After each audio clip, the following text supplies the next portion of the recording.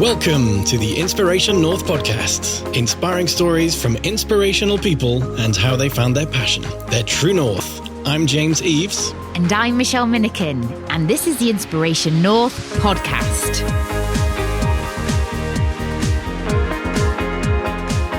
Today's episode, Suiting Up to Help Others with Darren Tate. We talk about the difference wearing a suit can make to how we feel, filling his mum and dad's garage and attic with suits, and the dangers of five-a-side football. Darren was approached in 2019 by one of his participants on the Moving On Tyne programme, asking for help finding suitable clothing for an interview. He had secured his first interview and didn't have anything suitable, or any money to buy any. Darren was aware of a brilliant service for women called Smartworks, who offer free interview clothing, but there wasn't anything set up for men within the Northeast. Following this, he donated his own suit for him to wear when attending his interview, and he was successful. Suitability was born.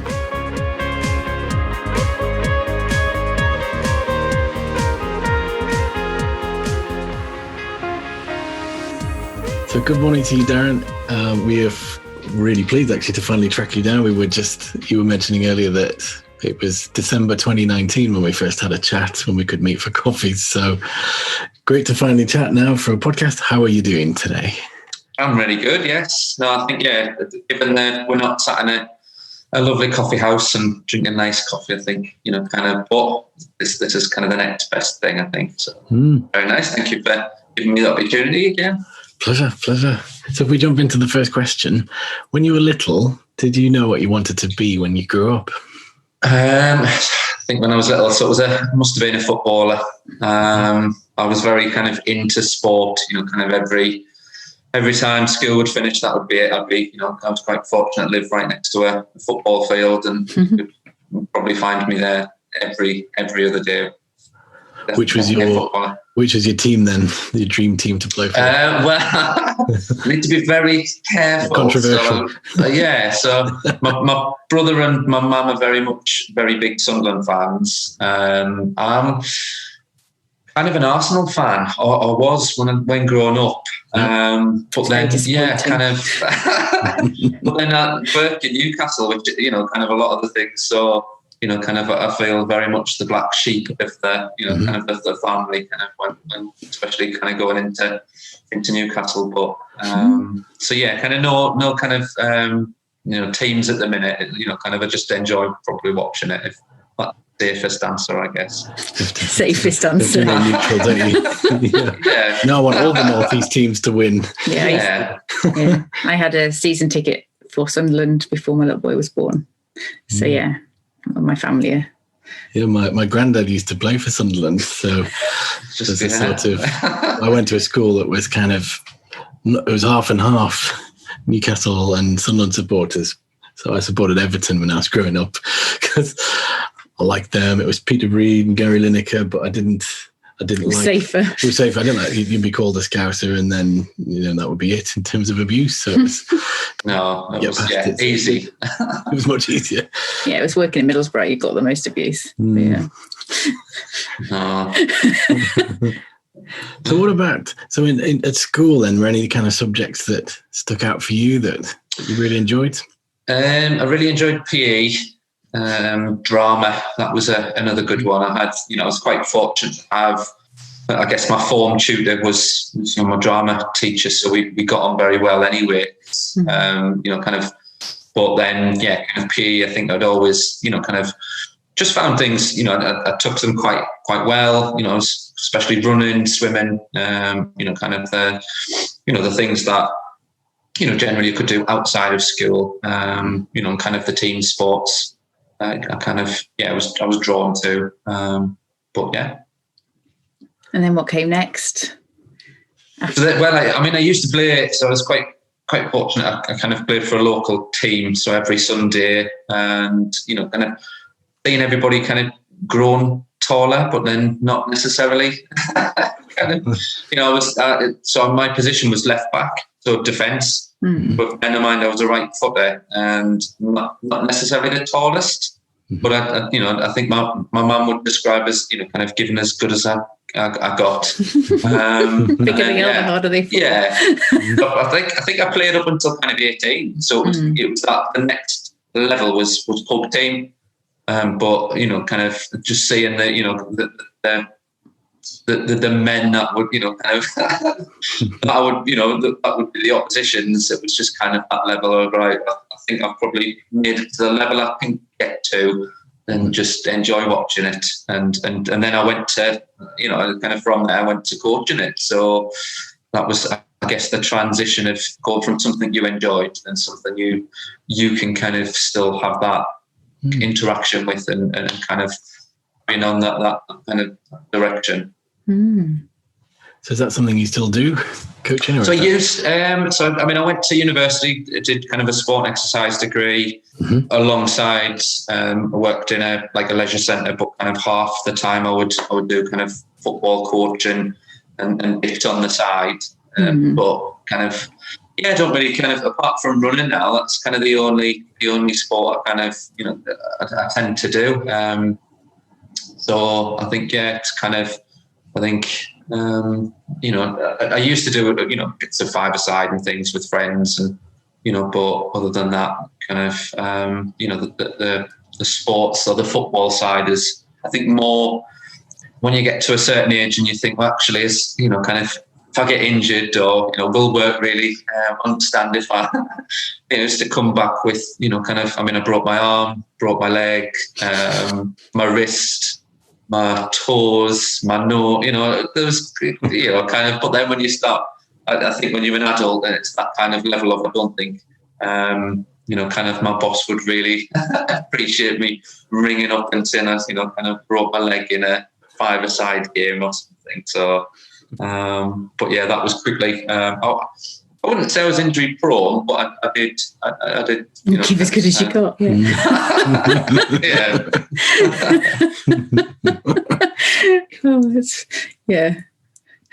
Love it. So, after university, where did your career take you? So I guess kind of. So again, I was doing the coach, and I was doing, kind of the, worked as a leisure attendant. And I always enjoyed kind of the teaching that, kind of that. And I remember there was one day where, kind of, I used to do birthday parties and kind of, I was quite fortunate to be put through kind of the FA coaching kind of qualification. On the back of that, I could then deliver it in the leisure centre. So it was a win-win for them because obviously they could then kind of go, oh, we've got a, level one, kind of FA coach coming in, where really I just took the the kind of the work top off and put the the top on kind of thing.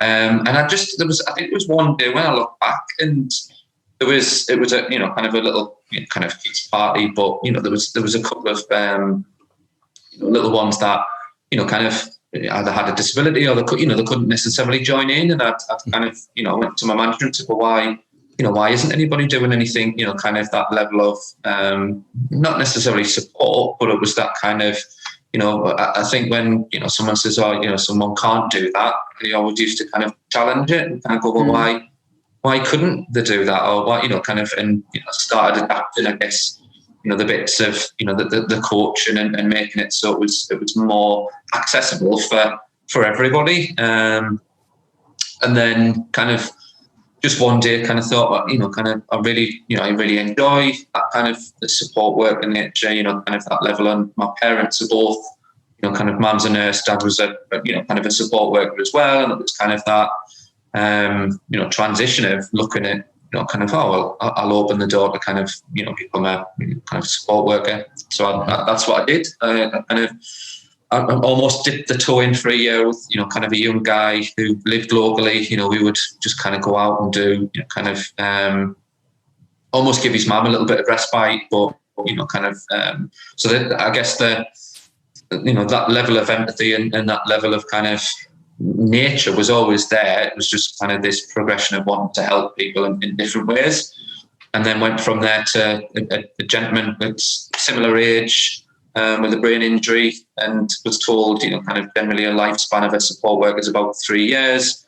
And 13 years later, I was still there. Same guy, travelled the world, kind of it really tested the boundaries of what people would say, kind of this is a guy that people said wouldn't walk or talk or, kind of wouldn't have the same level of life as everybody else. And, we really kind of tested that to the point where, we, did everything people said he couldn't do. So it was absolutely, kind of phenomenal what, kind of 13 years, which then led us to, unfortunately, kind of he moved to the Lakes, and it was kind of, right, what are you going to do now kind of thing. So, and it was either that kind of, do I do the same thing that because I used to have 3 or 4 kind of, young guys on, kind of doing bits on a weekend and, kind of really doing that kind of level of support, or do I have a little bit of a change? And I kind of, had an opportunity where,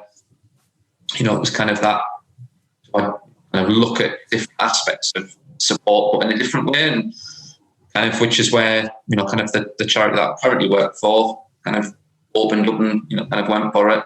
Didn't get the job the first time around, kind of 2 weeks, I think later then got offered the kind of the position and kind of then panicked because it was something I'd never ever done. So I guess I'd supported somebody for 13 years and had all those kind of the bits of, the network and all that, but then it was kind of, right, this is employment, this is Newcastle, kind of I'd maybe, go once every year at Christmas time to see Phoenix Window. So I knew nothing about, kind of, but even that was the opportunity to kind of network, to meet new people, to, kind of have that level of seeing what, kind of goes about and the nature of that, as well as, kind of predominantly getting people back to where they want to be. So it was, kind of 3 years later, I'm still there kind of doing that, which again has that kind of crossover. So I think, I was always this believer of things happen for a reason. And, kind of, and I'd always, I'd been quite fortunate when I was made redundant that, kind of, I was still getting paid and had the opportunity to go to interviews whilst, kind of still working and kind of, and then when I did get the job, it was that kind of, I was quite lucky that I guess I had the right people around us to kind of go, you know what, if you want to do something completely different, kind of go and do it. So yeah, it was, kind of, and I never looked back. Really enjoyed kind of the last 3 years, and that kind of led me on to kind of, I guess, where I am now. Cool. So do you want to tell us a bit about the job and the charity that you're working for first, because that will help. Tell the story of what you're doing, what the mission is now. Yeah. So the predominantly, so they're called Moving on Tyne Way. So set up as a charity funded by the kind of the National Lottery. But what we do is we support anybody who is kind of unemployed, has a kind of a health barrier, so to speak, kind of and wanting to either get back to work, education or training. So kind of it. I guess the why I like it so much, it's very bespoke. So we it's very one-to-one. You have people who've got mental or physical health barriers who kind of have just got to that point where they need to reach out and they want that level of and sometimes it's just having kind of the ability to speak to somebody in a kind of a little bit different now because you're doing it over the phone, but when you you do it face to face, you really we would have people who would severe anxiety that even just coming for an appointment, that would be it for the day for them. But seeing the difference of them coming and you'd having a little coffee and you'd maybe do a little bit of job searching, or you'd really kind of give them that little bit of a motivational kind of push to say, kind of not just you that's in this position. There's hundreds of people that are, we've all got mental health problems in some way. We all deal with them differently. And I think once you kind of get that little bit of relatability and kind of empathy of, we're all in it together and seeing the difference that then people would leave, and I had, kind of loads of stories where, kind of you've getting them into work, it's that kind of, right, that's, and doing a 6-month, phone call, and they're still there, or they've moved up that, kind of the ladder, and it's kind of that level of, or they've kind of came back and said, you know what, that first job wasn't for me, but this is what I'm doing now, and this is, kind of how much I've grown. This is kind of the level of what I'm at, and I've been able to help so many other people. Kind of that's why I do it, and I guess it's the ability to kind of meet other services, other amazing services within Newcastle and the Northeast is brilliant. Kind of full of really good initiatives. Everybody's kind of wanting to try and connect and do things and collaborate, and I find that really kind of very interesting. Which my job was very much pushed upon. Kind of and I guess for someone who's got anxiety or kind of mental health problems, or even physical problems, it would be the elevator pitch. So if I'm selling a service or I'm signpost, and I want to know that service is the best service that is going to support them, it's going to kind of look after them, or it's it's really going to be the right service for them. So the ability to kind of, or what was kind of before COVID, was we could visit them. We had the ability to go down and get that key point of contact, or really start that kind of conversation off with services. And I think a lot of it is where you kind of you really get people to where they want to be. Kind of even now looking back at functional skills. Something that, as an adult, functional skills, kind of, you've got a lot of people that have maybe fell through the gaps to get to a certain, job or role. You unfortunately, you need, some level of functional skills. So trying to get an adult to, want to do that again, kind of, they start then really, kind of remembering why they didn't like school, or they didn't like education, or they didn't like that level of learning. And, being able to say to somebody, it's completely different, kind of, this is the type of service, this is what they do, this is how many people are going to be in the room with you. We can get as much information off that service to really kind of, I guess, just put it down and have that kind of individual say, you know what, yeah, I'm kind of, I'm going to work through this, but on the back of that, I'm going to start doing this, and this, and I'm going to start getting kind of that, myself in a better place, which, we're not kind of, I guess, therapists. We're not, kind of, yes, we've got some level of knowledge and experience within mental health, but it's that kind of, I guess, the ability to connect with loads of different services to then, almost be this, facilitating factor to get someone where they want to be, and have it as this kind of this journey. So and that's, I guess, where Suitability kind of came up. Had this so lovely lady that was on my program, so my caseload. She anxiety, didn't necessarily like to go to places by herself, kind of for the first time. And she, we facilitated getting a kind of an interview with the service. But then she'd kind of expressed one day she didn't have enough money and kind of anything to wear to go for an interview. So, kind of, I did, as you do, a little bit of research. You go online and found it's kind of, it's a service called Smartworks. And then, they're based in Newcastle, kind of did a bit of, digging around throughout the UK. Meghan Markle's their ambassador. It was kind of that level of, would you like me to ring them and we'll see if we can set up a, kind of a meeting? And they were absolutely lovely, kind of, they were, kind of, when's our interview?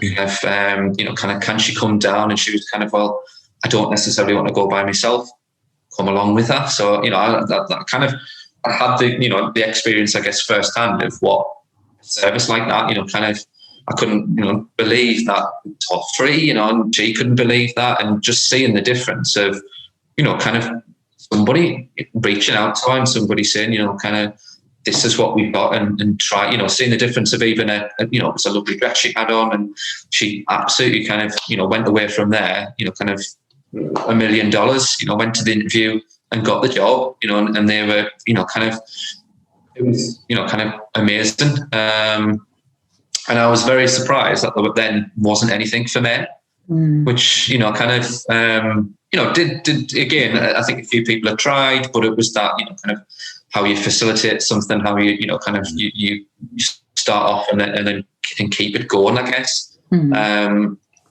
So I guess the story from there was I, kind of then approached my main job, but, kind of, unfortunately they were still are funded by the lottery, so kind of contracts couldn't be changed, and we do get an eligible spend, but the process and the job centres have eligible spends, but if the gentlemen don't have the money, they've got to kind of, in the harshest terms, go and beg and borrow.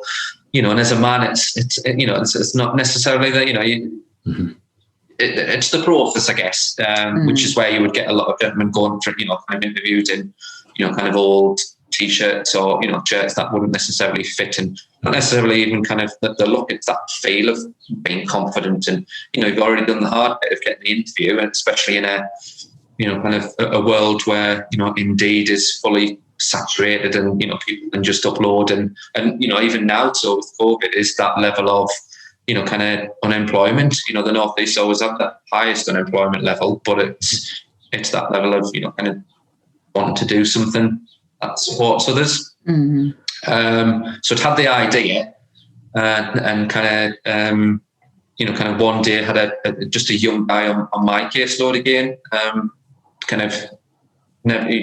He came on with kind of undiagnosed autism, kind of appointments with his mum, kind of that level of never had a job, never had an interview, and didn't have the funds or any interview clothes. But kind of at that time, I'd had the idea about it, started getting, kind of a couple of suits off family and friends and things. And I would get kind of, basically got on the train with 3 suits, kind of offered him this level of, I've got a couple of suits. Do you want to just try them on? If one fits, by all means, take it away and, kind of go towards your interview. And that's what he did. Tried it on in the toilets of the Newcastle Library. One fit. I didn't tell him whose it was. It was my own suit, which I loved. Still do.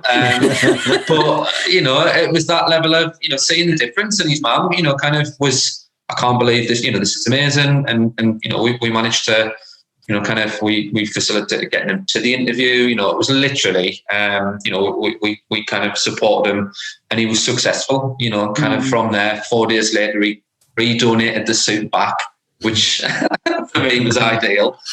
And it was that kind of level of, again, started reaching out to family and friends, and at the time, the suits that I would get in, they were absolutely amazing, but it was, as I say, it was stored at my parents' garage and loft, and it was, such a, when I look back, my brother, who's, kind of a little bit younger than me, would, I'd often see him in the garage with the light on, trying these suit jackets on, and my dad would be trying the shoes on, and it was, it was a very kind of, just seeing the difference of what, kind of the generosity, I guess, and kindness of, even just family and friends, just donating suits, and I would get on the train, and kind of little suit carrier every other day, and the guys would be trying them on in the kind of the library toilets, and I'd be apologising because my anxiety of if something fit or it didn't fit, or kind of, I'm really sorry, you've got to try them on in the toilet. But seeing the difference kind of once that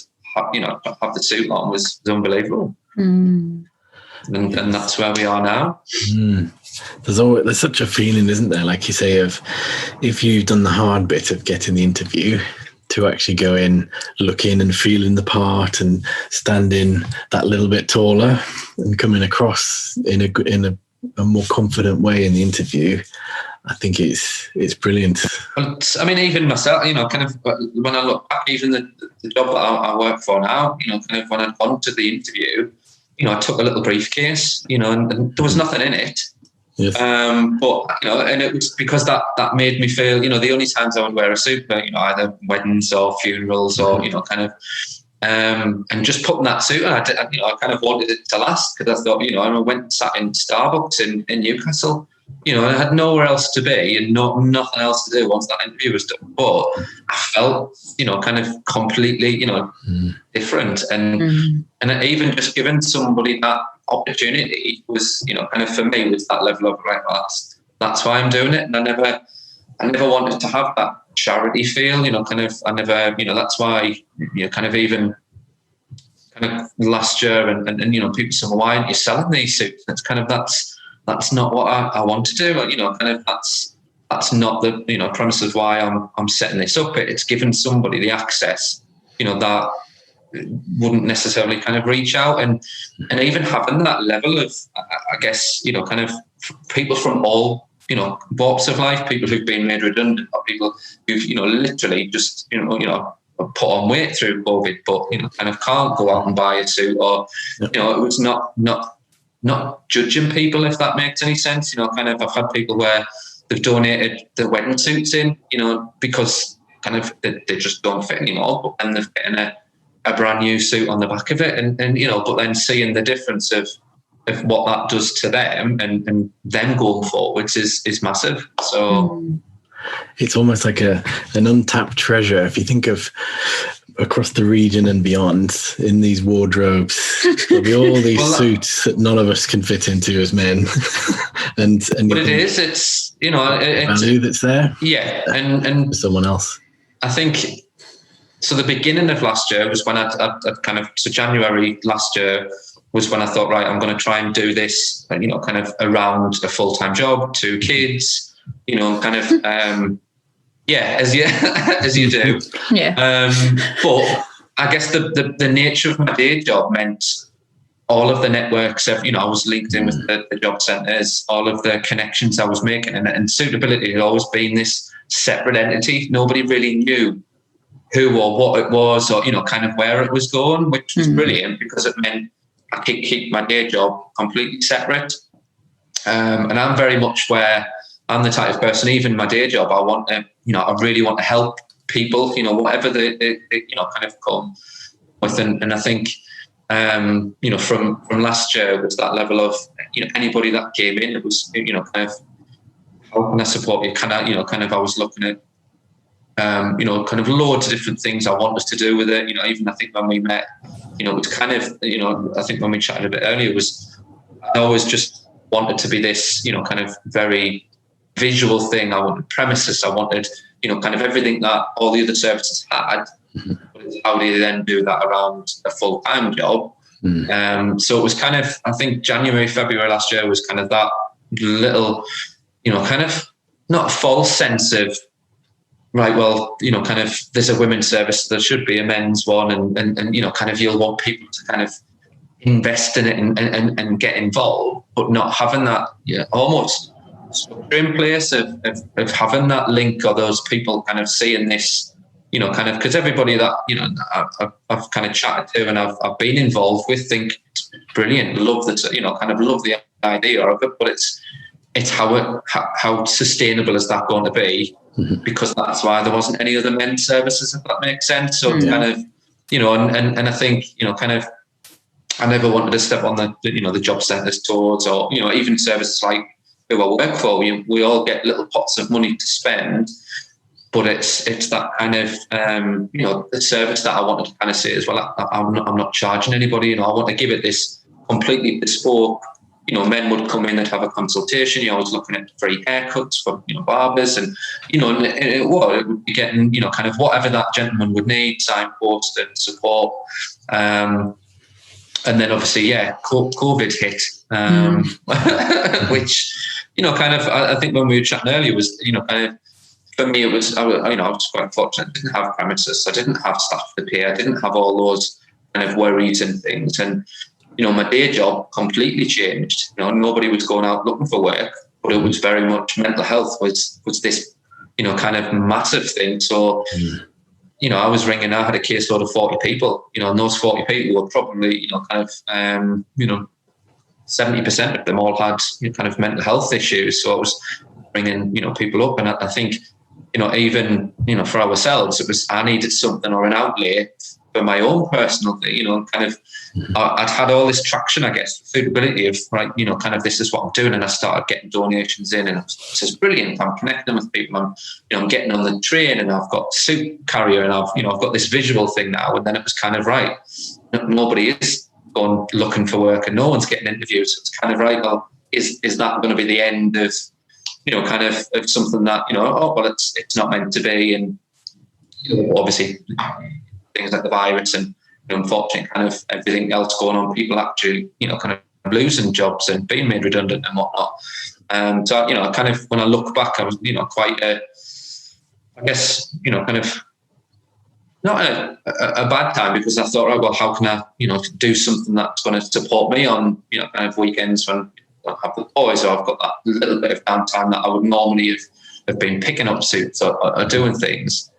And kind of one day just sat on, I think it was that Friday night, and just thought, you know what, I'm going to buy a mannequin. I'm going to get that camera out of the cupboard that I've had for 4 years. And I'm just going to start, I'd never had any kind of social media. I'd never really, kind of used it to the point where, could see it, kind of expanding things. And set up an Instagram page one night and started taking photos of the clothes that I had in. And, kind of then on the back of that, I was getting, people contacting us, businesses, kind of going, oh, well, seeing what you do, we love what you do. And, kind of, have you got a business address we can send, kind of items to? And it just, it completely snowballed, kind of I was getting, I meant I could build the connections with referrals and, kind of providers. I could then build on, what the job centres were doing. I could make connections with, work coaches and get all those little bits in place. I went, from about 100 suits to, probably 300-400 suits within 3 months, but like very, very quickly, which, kind of was amazing. But then, as my storage was my parents' garage and loft, it wasn't necessarily a good thing, but it meant, kind of, I was still, I wasn't doing the interview suits, but I was doing, it's really sad, but I was doing suits for funerals. I was a citizen's advice for contacting, kind of saying, we know you just do interviews, but, interviews means I can control it. I can kind of, the people that are getting referred in, kind of these genuine people who don't have access, who don't have the funds, who just can't. But, I was given suits out, and I was, finding I was getting anxiety because, kind of, I really wanted the items to fit. And I think one gentleman, which, you go back and you look at the lessons learned, and, and men, I hate to say it, but terrible at kind of doing these, because obviously now I do virtual fittings.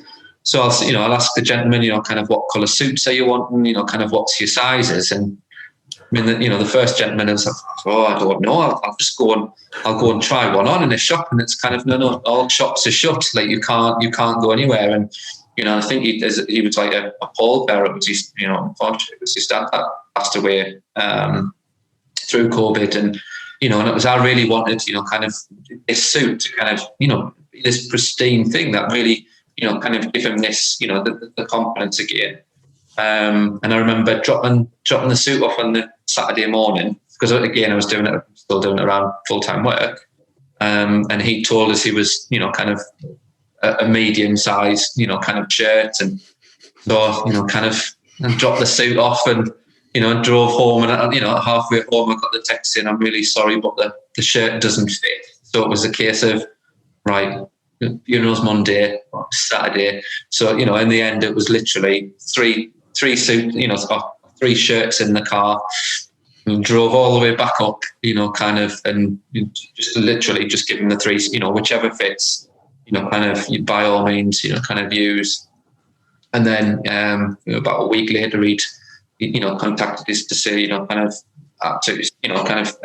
really, amazing service, and, redonated the items back, which, kind of, I guess, supports me to be sustainable as such. But it was kind of that level of, actually, that's why I'm doing it. Those, however many, times I drive up the A1 to drop them off, it was worth it, kind of, and I've, just kind of progressed kind of since.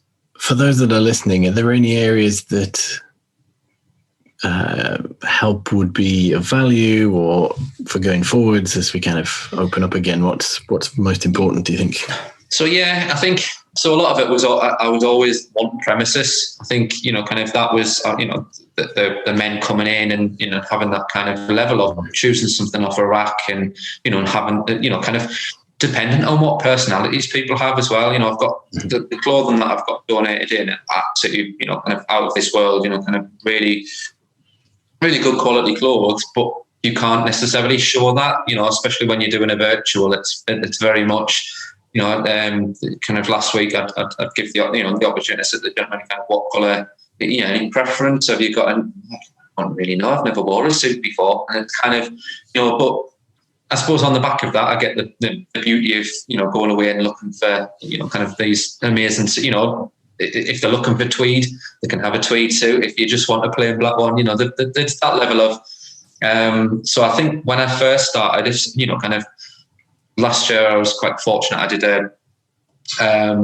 industry week with Barclays and Newcastle College.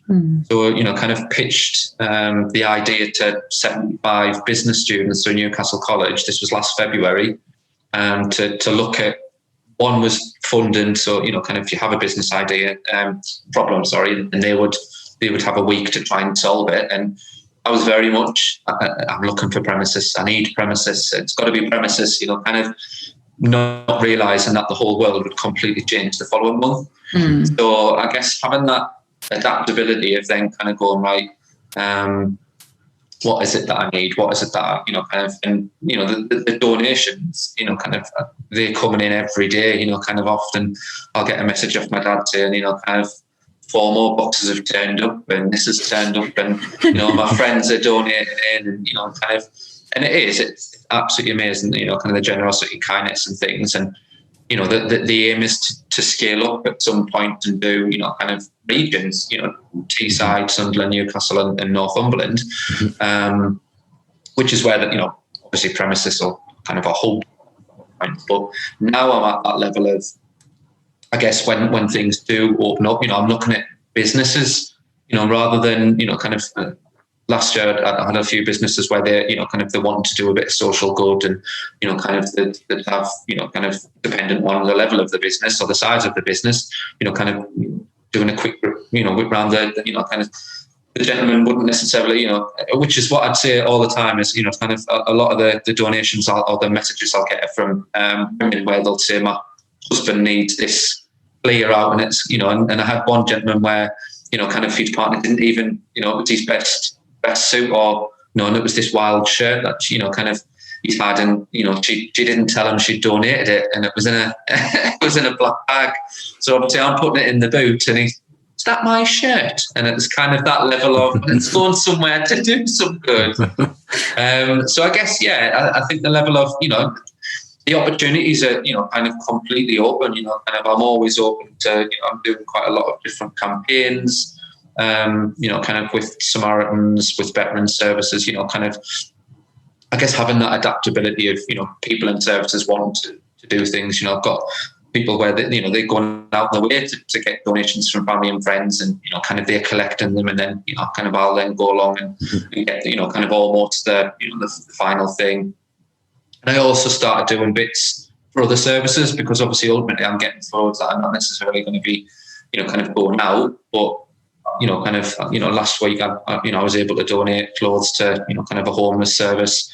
And this brilliant initiative that's kind of just started in Newcastle, that, kind of the clothing, kind of people who are vulnerable, who are, just needing a coat or need some, warm clothes. So, kind of, again, that helps me to, kind of, I guess, diversify and help other services, which then in hand, I've got both services now saying they've had, wonderful donations for Suitability in. So it's just kind of, it's being able to adapt and being able to kind of, I guess, accommodate those kind of, people wanting to do some social good. But I think, this year, I've just I had a crowdfunder up, so that's just, it completely exceeded what I needed. I, basically put it as in, that will then support me the rest of this year, kind of, well, I think more my parents, because they didn't necessarily want, I'm probably in excess of 900 plus suits now. So I don't think they'd want them coming back, but it meant I can enjoy it, I can do it where it's fully sustainable. That was the only outgoings that, kind of would have been coming out. And yes, that, kind of the service. This is the beauty of social media is, I put, one day I came home and, I think it was in the summer last year, and, my mum had said, kind of, Darren, you're going to have to, kind of look for some premises, because we've got the loft hatched down, you've got 400 suits there, we've got the rest in the garage. We need, it's getting a little bit of a health and safety risk at the moment. And again, the beauty of connecting, the beauty of, kind of being part of, kind of podcasts and services. I've connected with so many other people, in my network. And, you know, kind of, I think I put it was a tweet that I put out, and I think by the Wednesday I had a contact I spoke to the CEO of You Hold the Key, and by the Friday I had the keys to a, you know, 20-foot lockup, you know, for 6 months for free. So it was kind of that level of, wow, that's amazing. And, you know, and even I think I remember my dad saying, well, nothing's for free, you know, kind of there's got to be a catch. And it's like, no, you know, ultimately they see what I'm doing, they want to support. And I mean, you know, kind of that showed that services can, you know, can reach out, and, you know, and on the back of, you know, reaching out to me, you know, we got some wonderful press, we got some really good, you know, kind of stories behind it, and more people then got in contact with them, and it was brilliant to see them, you know, because they were able to then support, you know, I think they said they'd had a scouts service, you know, that would, you know, basically had all these canoes and all these outdoor things, but had nowhere to store them. So they, you know, they supported them, and, you know, and it really did kind of take off. And, you know, as I guess lockdown restrictions were easing at the back of last year, it was kind of, right, well, I'm going to have to look at, you know, kind of other means of paying for this. And it was going to have to come out, you know, kind of out of my pocket. You know, and people go, well, just sell a few suits. And it's kind of, well, that's not, you know, kind of what I want to do. You know, I want those suits to go to some people who you know, ultimately need them. And they came back, you know, I just made an inquiry to say, can you give us a breakdown of what the costs would be? And they were like, we'll give you another 3 months for free. You know, that'll secure you over Christmas. You don't have to worry about it. Mm-hmm. So I just kind of, you know, I almost took a little bit of responsibility and thought, right, you know, kind of how can I go about looking for, you know, kind of, you know, supporting them, because obviously they've been amazing to me. And kind of, yeah, about 4 weeks ago, thought, right, I'll do a crowdfunder. Mm-hmm. On a Sunday, kind of doing a little bit of, you know, trying to get the right message over, and absolutely, you know, kind of, I think within the first, you know, a couple of hours, you know, with family and friends. And I think seeing, you know, kind of the people that, you know, we were chatting earlier about, you know, at first, it's a love, you know, the thing with the crowdfunders, you've got, you know, kind of remember, it's obviously, if you don't tick the box to say, if you don't make the right amount, you know, then just, you know, kind of put back into, you know, another pot, or, you know, kind of it goes back. And I think, you know, the reality hits is when, you know, you've got your family and friends donating, but then people who you've never met, you know, but putting those little comments, you know, every day, and I would get an email saying someone's, you know, it was absolutely phenomenal waking up and saying, you know, this is how much, you know, you've made, and, you know, somebody else has donated. And then, yeah, kind of Sunday that finished. But it, you know, as I say, kind of completely, you know, topped off what, you know, we've met the target, we've now gone over the target. And it was kind of like this, you know, all or nothing, whatever you keep, you know, or whatever you make it keep, which is brilliant, because now, you know, kind of my little brain's ticking away, going, right, what do I do? You know, I've got this little bit of extra, but then, you know, I guess Suitability's never had money, if that makes any sense. You know, kind of a lot of it is, you know, my friend set up the web page, but it's literally just the point of contact where I can control it. The social medias, you know, kind of that's me. But it's now looking at, you know, legitimate ways to, right, you know, kind of, I've got so many people that are believing in it, and I've got so many kind of services that are now on board, and you know, kind of that method or referral service of it's controlled.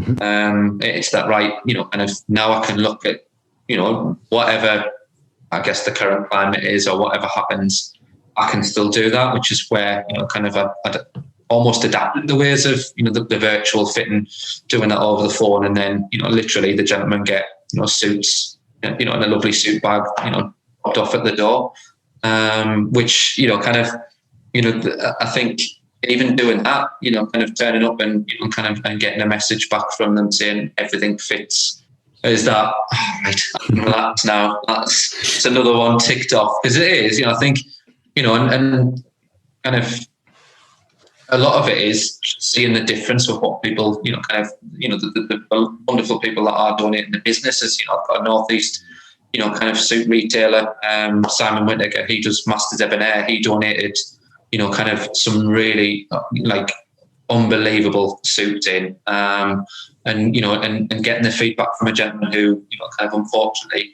he was in his 60s, you know, and just the way the whole benefit system worked, He had to start looking for work, got an interview, but didn't have anything to wear. And he got a, as I say, a Master Debonair suit.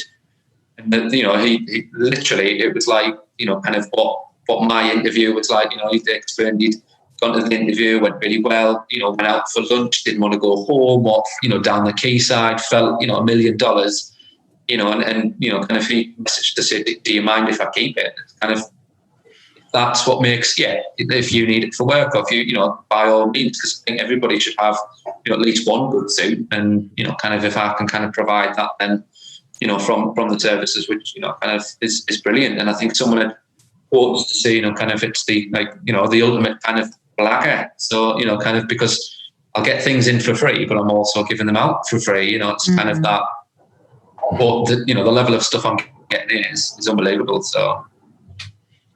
It's exciting. So what's the vision for the future? Where do you see yourself? So I guess the vision, I mean, I'd love to have some on premises, kind of, and be able to do it, either part-time, full-time, members of staff, kind of a team of volunteers. I think it's that level of, I've never saw myself ever kind of working for Suitability, if that makes sense. Oh no, not for, in Suitability. Kind of, I think giving people the opportunity to kind of, even my dad gets in on it. He delivers. He's been delivering suits to services. Kind of takes the, kind of that off me. But then, seeing the sense or giving the opportunities to other people. Kind of when I did the Barclays thing, it was I had 3 business students. And see it, and they can now put that on their CVs, and they've got now that, kind of knowledge, and they set up a Facebook, they set up the social media, so, and even seeing them kind of come back around and saying like, you can't believe that you're doing, you're getting this in, or that, kind of the posts are getting, kind of, and I think even the social media was very much, you might get 3 people liking it, and it was kind of 3 people liking it, but that's 3 people that, kind of, and I read an article the other day where, somebody had said, if you're sat with, 10 people who are liking it, that's almost like 10 people that are sat in the same room as you. And if that was in the real world and you could do that, you'd be amazed at having 10 people at a party, or 10 people that were in that room.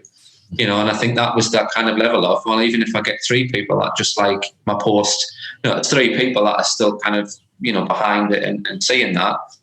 So I think going forwards, kind of the push will be at some point, kind of when restrictions and whatnot do, kind of relax, it'll be doing that. But then, it's looking at, kind of developing kind of a mechanism of making it, fully sustainable, so that, we can look at, hubs or drop-off points, or even community venues that, can kind of, gather the donations, but ultimately we can kind of support them going out.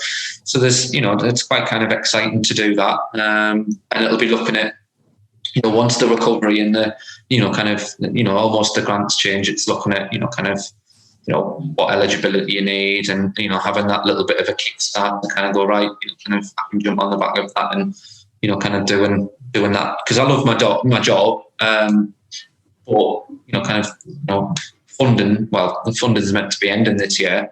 So it's that kind of, level of, which way do you tend to go? But I'd love to be, kind of have a team of, people doing Suitability, but then kind of me connecting with services and building those partnerships and doing that, kind of, the little bits around, men's mental health, self-care, kind of all the bits that, kind of, I mean, I was quite fortunate. I did International Men's Day with Barclays in 2019, and there was 200 people in a room, and it was amazing to kind of see, kind of people, kind of come together, and and mental health has always been this, kind of that's my day job, kind of that's what I'm interested in, and kind of having that, men need to talk, and if there's no incentive and there's nowhere for men to talk, men don't, and I've found. Even just dropping a suit off, I'll get more kind of relatability. I'll get more of a story of why that person is unemployed, and what their barriers are, and and even me kind of doing doing the signpost. I'd love to be able to kind of open that up or bring services in to kind of support that, or, and ultimately signpost to people. Because I think, the incentive is there because they're coming in and getting a suit, but they're getting, and that's why I really, kind of promote what Smartworks do. Kind of they do a 2-hour session. First hour is the interview close, the dressing service. The second hour is the interview techniques, the confidence building, and that's the bit I think, kind of which really sets, kind of that service completely, kind of, off the scale for me. Because I think, even just saying to somebody, you've done the hard bit, or you've got this far, and kind of that level of confidence building, I think is, kind of really important to people, and having that kind of nature of, even as I say, last year, my day job was just, we were like a check-in service, but, kind of all the mental health services and things, are all doing a brilliant job. But, you've got waiting lists, you've got, kind of all these things in place, and it's kind of what do people do in the interim? What is there that supports them? So I'd love to be able to kind of have services, kind of connecting and getting involved that I can kind of, somebody could come in for the suit, but, kind of mental health doesn't go away when you get a full-time job. It, amplifies.